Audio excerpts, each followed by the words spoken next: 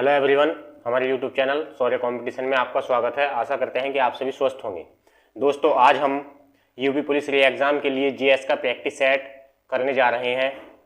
तो दोस्तों चलिए बिना किसी देरी के शुरू करते हैं। क्वेश्चन नंबर 1, निम्नलिखित में से किस युग में तांबे का पहली बार उपयोग किया गया था? तो दोस्तों आप बताएंगे तांबे का पहली बार उपयोग कब किया गया था? मध्य पाषाण युग में, ताम्र पाषाण युग में, पुरा पाषाण युग में, नव पाषाण युग में?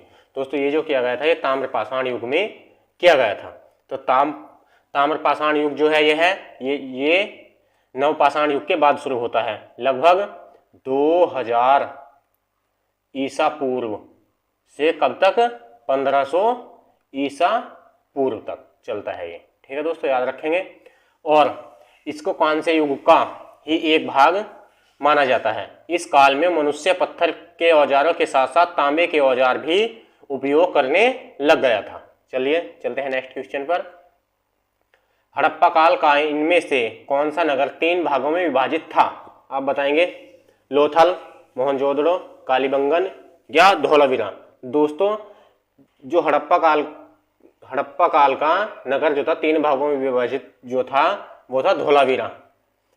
धोलावीरा कैसे था 3 भागों में विभाजित? ये धोलावीरा कहाँ पर स्थित है? तो ये गुजरात के कच्छ के रण के मध्य स्थित द्वीप दोस्तों खादिर में स्थित है।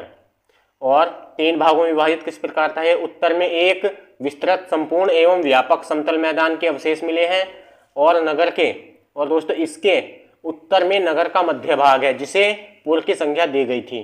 पूर्व में नगर का तीसरा महत्वपूर्ण भाग स्थित है जिसे निचला शहर या अवमन नगर कहा जाता है। चलिए दोस्तों चलते हैं नेक्स्ट क्वेश्चन पर। ऋग्वेद।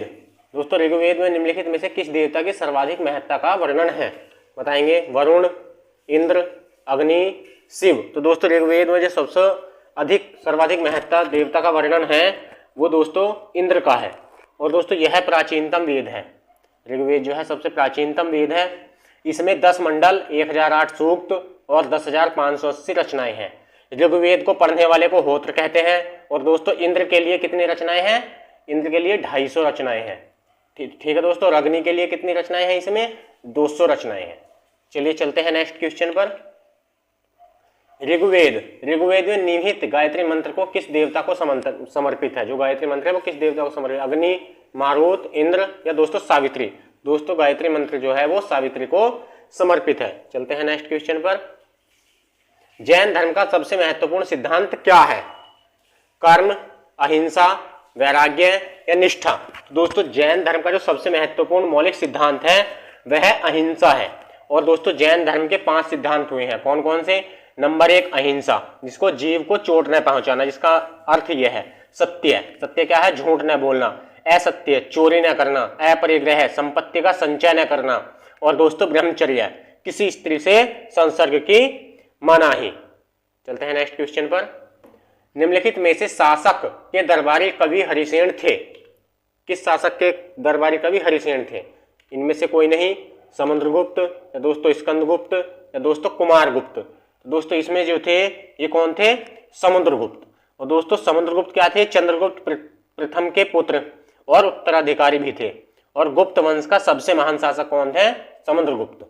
चलते हैं नेक्स्ट क्वेश्चन पर। निम्नलिखित में से दिल्ली का पहला सुल्तान कौन था? मोहम्मद गजनी, कुतुबुद्दीन ऐबक, अलाउद्दीन खिलजी या दोस्तों आराम शाह? दोस्तों दिल्ली सल्तनत का जो पहला सुल्तान था वो कुतुबुद्दीन ऐबक था। सभी याद रखेंगे। और दोस्तों कुतुबुद्दीन ऐबक ने 1206 ईस्वी में गुलाम वंश की नींव रखी। इसने लाहौर को अपनी राजधानी बनाया और कुतुब मीनार की नींव भी इसी ने डाली थी। चलते हैं नेक्स्ट क्वेश्चन पर।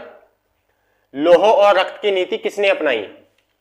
बलबन ने, अलाउद्दीन खिलजी ने, मोहम्मद बिन तुगलक ने, बाबर ने? तो दोस्तों लौह और रक्त की नीति बलबन ने अपनाई थी। ठीक है दोस्तों।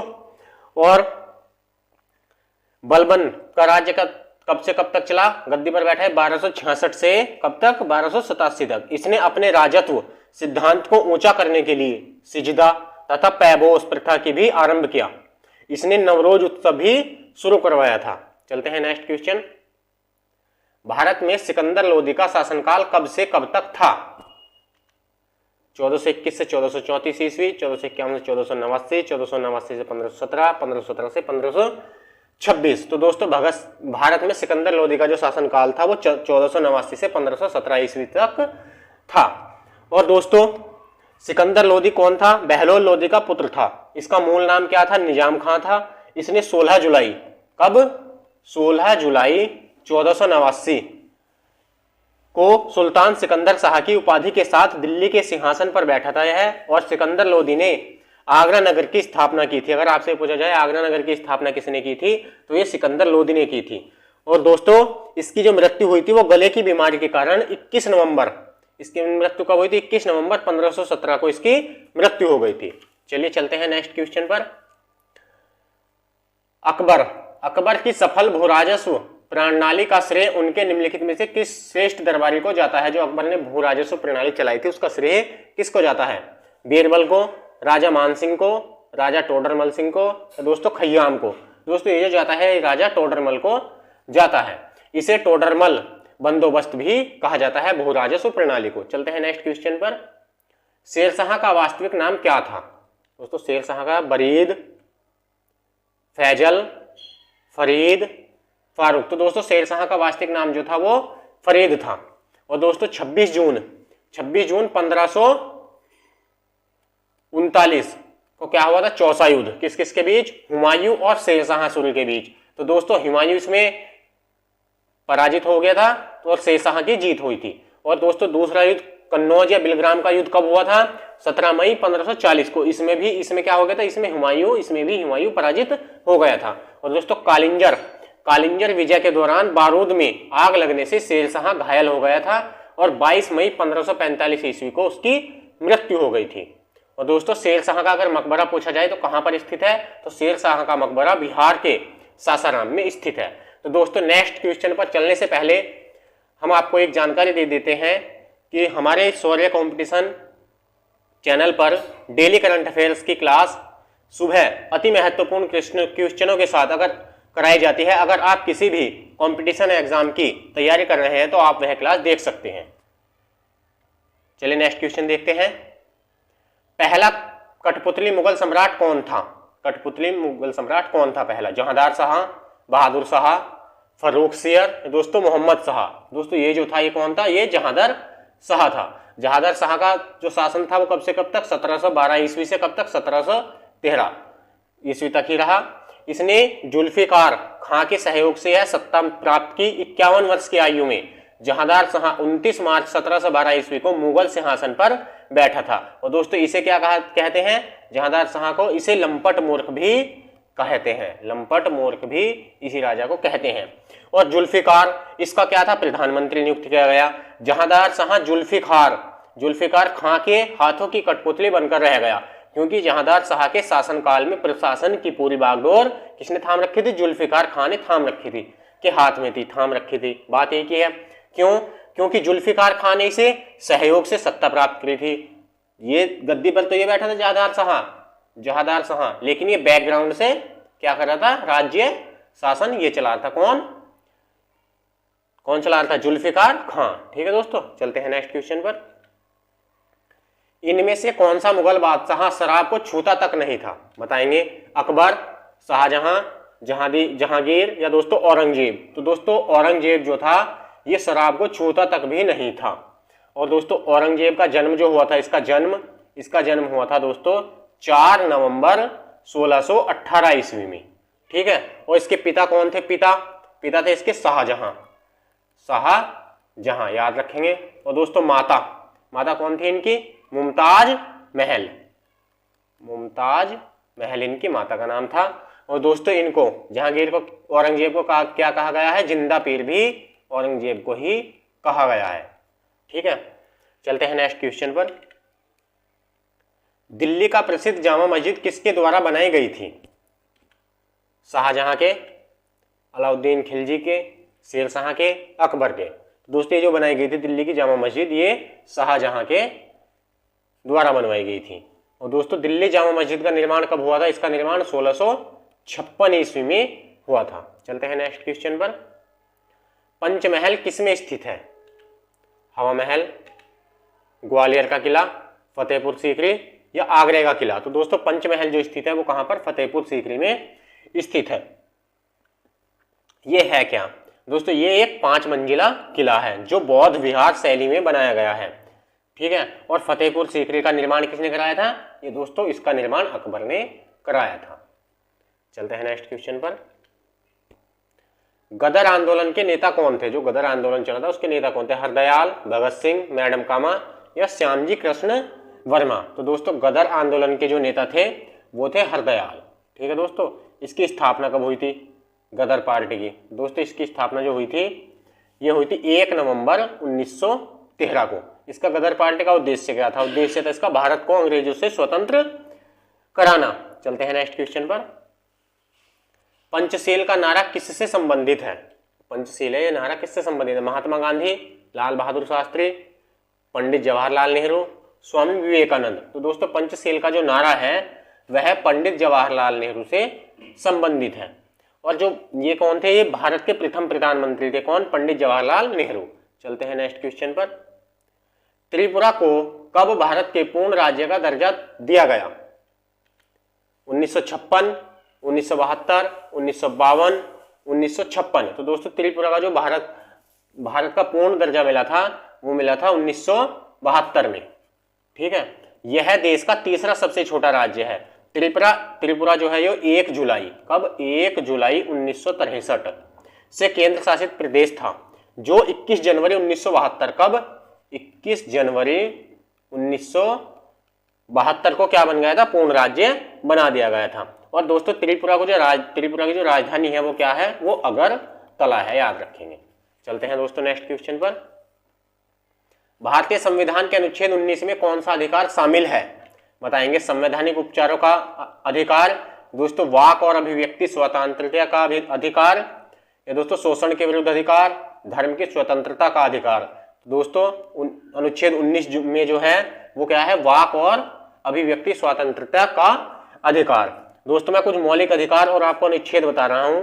जो समानता का अधिकार है वो अनुच्छेद 14 से 18 तक है। स्वतंत्रता का जो अधिकार है वो अनुच्छेद 19 से 22 तक है। शोषण के विरुद्ध जो अधिकार है दोस्तों वो 23 और 24 में है। किसमें, 23 और 24 में है। और धर्म की स्वतंत्रता का अधिकार जो है वो किसमें है, धर्म की स्वतंत्रता का अधिकार दोस्तों वो जो है ये 25 से 28 में है। और दोस्तों संस्कृति एवं शिक्षा संबंधी अधिकार जो है ये 29 और 30 में है। संवैधानिक उपचार का जो है ये अनुच्छेद 32 में है, याद रखेंगे सभी। चलते हैं नेक्स्ट क्वेश्चन पर। भारत के संविधान में जन स्वास्थ्य एवं स्वच्छता किसमें शामिल है, राज्य सूची में, समवर्ती सूची में, संघ सूची में या इनमें से कोई नहीं। दोस्तों ये जो है जन स्वास्थ्य एवं स्वच्छता ये राज्य सूची में शामिल है। दोस्तों संविधान लागू होने के समय क्या हो गया था, संघ सूची में कितने 97 विषय और राज्य सूची में 66 तथा समवर्ती सूची में कितने 17 विषय थे। लेकिन वर्तमान में कितने हैं, संघ सूची में 100 विषय, राज्य सूची में 61 विषय तथा समवर्ती सूची में 52 विषय हो गए हैं। चलते हैं नेक्स्ट क्वेश्चन पर। वर्ष का सबसे लंबा दिन 20 अप्रैल, 15 मई, 21 जून या दोस्तों 30 अगस्त। तो दोस्तों ये होता है 21 जून को। अच्छा दोस्तों 21 जून को ही वर्ष का सबसे लंबा दिन क्यों होता है दोस्तों, ये जो इसलिए होता है क्योंकि सूर्य की किरणें 21 जून को कर्क रेखा पर लंबवत पड़ती हैं और इसके कारण अधिक ऊष्मा की प्राप्ति होती है तथा उत्तरी गोलार्ध में ग्रीष्म ऋतु होती है। तो सूर्य के सम्मुख होने के कारण उत्तरी गोलार्ध में 21 जून को क्या होता है, सबसे बड़ा दिन तथा सबसे छोटी रात होती है। चलते हैं दोस्तों नेक्स्ट क्वेश्चन पर।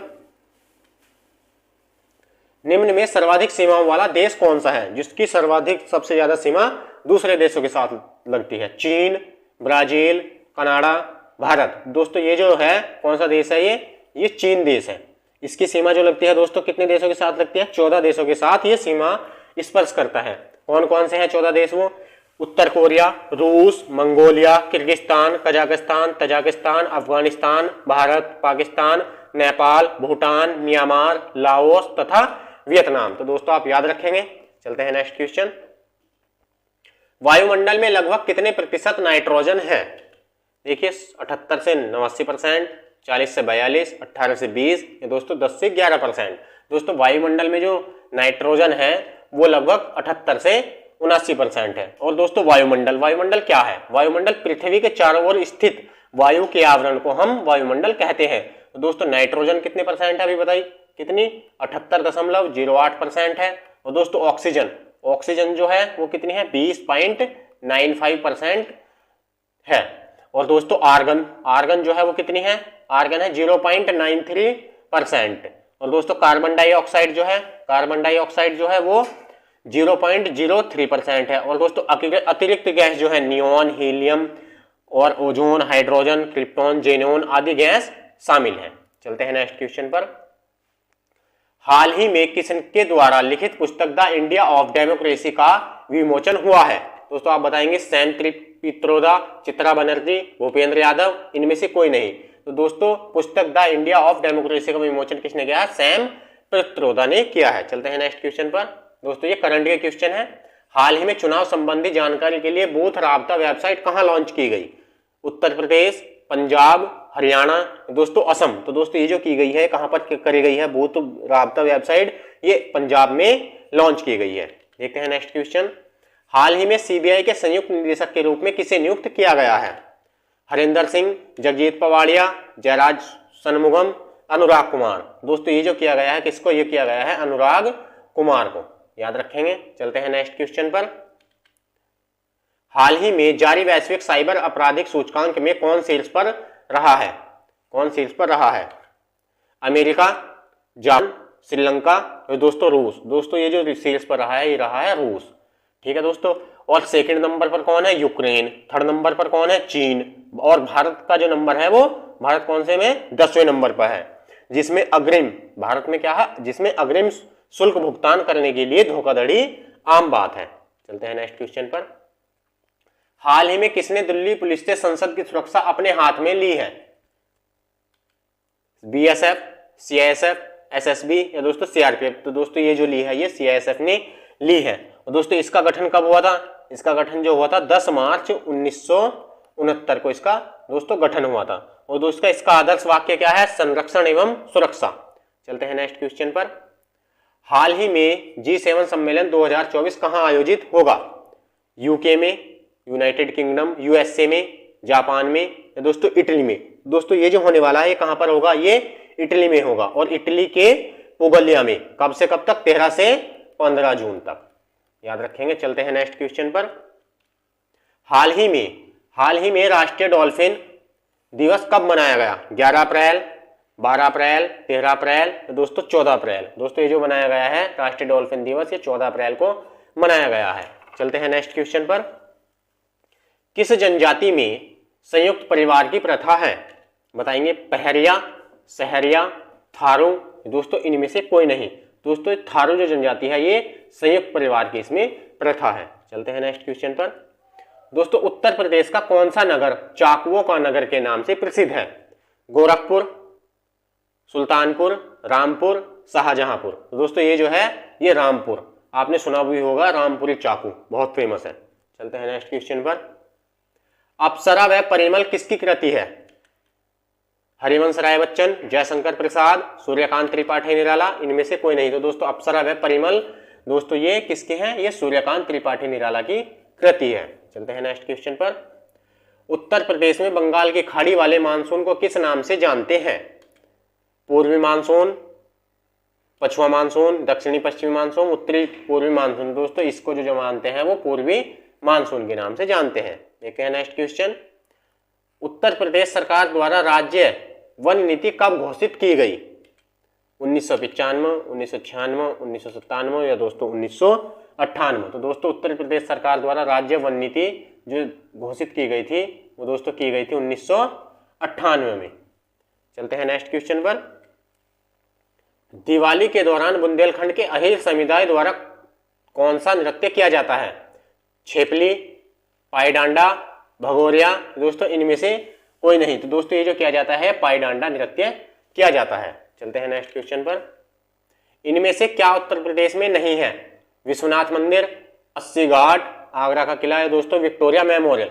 दोस्तों इसमें जो है उत्तर प्रदेश में विक्टोरिया मेमोरियल स्थित नहीं है। बाकी विश्वनाथ मंदिर वाराणसी में, अस्सी घाट भी वहीं पर है और ये आगरा का किला तो दोस्तों है ही है। उत्तर प्रदेश में। चलते हैं नेक्स्ट और लास्ट क्वेश्चन पर। अब तक कितने प्रधानमंत्री उत्तर प्रदेश से संबंधित थे? 6, 8, 10 या दोस्तों 7? तो दोस्तों कितने थे ये थे 8। कौन कौन से दोस्तों? पंडित जवाहरलाल नेहरू, लाल बहादुर शास्त्री, इंदिरा गांधी, चौधरी चरण सिंह, राजीव गांधी, विश्वनाथ प्रताप सिंह, चंद्रशेखर और दोस्तों अटल बिहारी वाजपेयी। तो दोस्तों आशा करते हैं कि आपको ये प्रैक्टिस सेट अच्छे से समझ आया होगा। और दोस्तों अगर आप हमारे चैनल पर नए हैं तो वीडियो को लाइक और चैनल को सब्सक्राइब कर सकते हैं। धन्यवाद।